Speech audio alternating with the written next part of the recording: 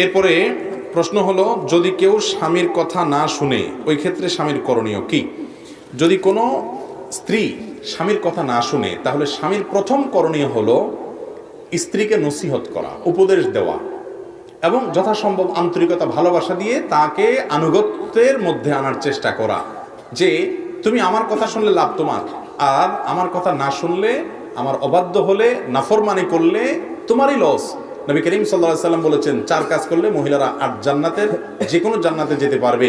তার 1 নম্বর কাজ হলো নামাজ পড়া ঠিক মতো, 2 নম্বর হলো রমজান রোজা রাখা, 3 নম্বর হলো স্বামীর কথা মেনে চলা, 4 নম্বর হলো লজ্জাস্থান হেফাজত করা।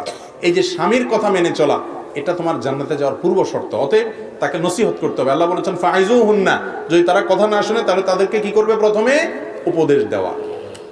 এটাতে কাজ হয় নাই, উপদেশ দিয়ে বহুত বুঝাইছেন, বহুত ভাবে চেষ্টা করছেন, কিন্তু হয় না।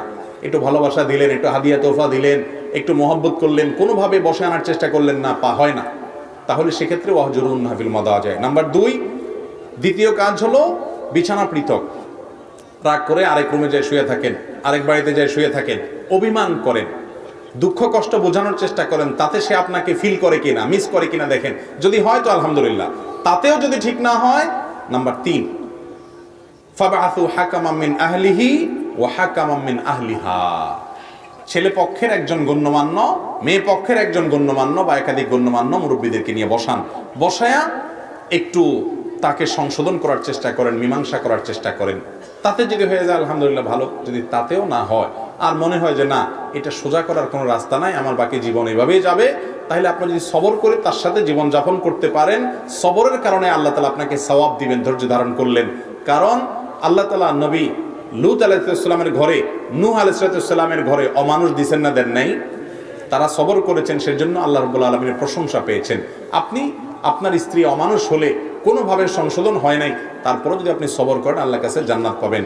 আর যদি মনে হয় না এই এত বেশি খারাপ, যে এর খারাপের মাত্রা এরকম যে আমার সন্তান যা হবে সবগুলোরে খারাপ করবে সে, এরকম আশঙ্কা যদি তৈরি হয়, অথবা আপনি নিজেও সবর করতে পারেন না, এত উল্টাপাল্টা করে যে কখন কি ঘটে যায়, তাহলে সেক্ষেত্রে বিচ্ছেদের চিন্তা করতে পারেন। বিচ্ছেদের চিন্তা করলে হুট করে বিসমিল্লাহ বলে তালাক মেরে দিলেন, সে কাজ হবে না।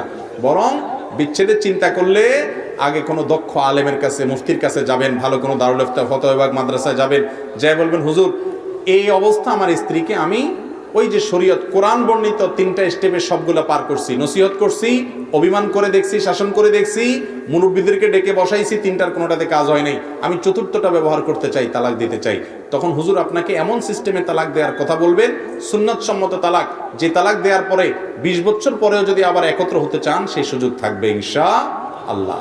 আর নিজে নিজে দিবেন, তাহলে সেক্ষেত্রে এমন সর্বনাশ হতে পারে যে এরপরে হুজুরদের পিছে পিছে ঘুরবেন আর থাকার সুযোগ পাবেন না।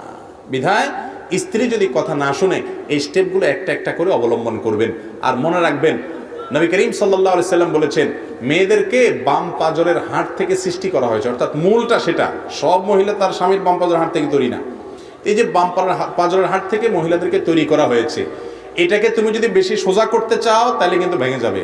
অতএব এই বাঁকা টাকা রেখে এই অবস্থায় তুমি এটা থেকে উপকার হাসিল করতে হবে, অর্থাৎ এটা থেকে তোমার পারপাস সার্ভ করে নিয়ে সংসার চালিয়ে যেতে হবে। এখন অনেক পুরুষ আছে, না কেন এরকম হবে, না কেন আমার কথা শুনবে না, না এরকম হইতে হবে, এই বেশি তেড়ামি করবেন, সারা জীবন তেড়াই খাবেন আর দুনাই খেতে থাকবেন, কখনো শান্তির দেখা পাবেন না। আর যদি সবর করেন, মানুষ হওয়ার চেষ্টা করেন, তাহলে সুখ শান্তি পাবেন। নবী করিম সাল্লাল্লাহু আলাইহি সাল্লাম কত চমৎকার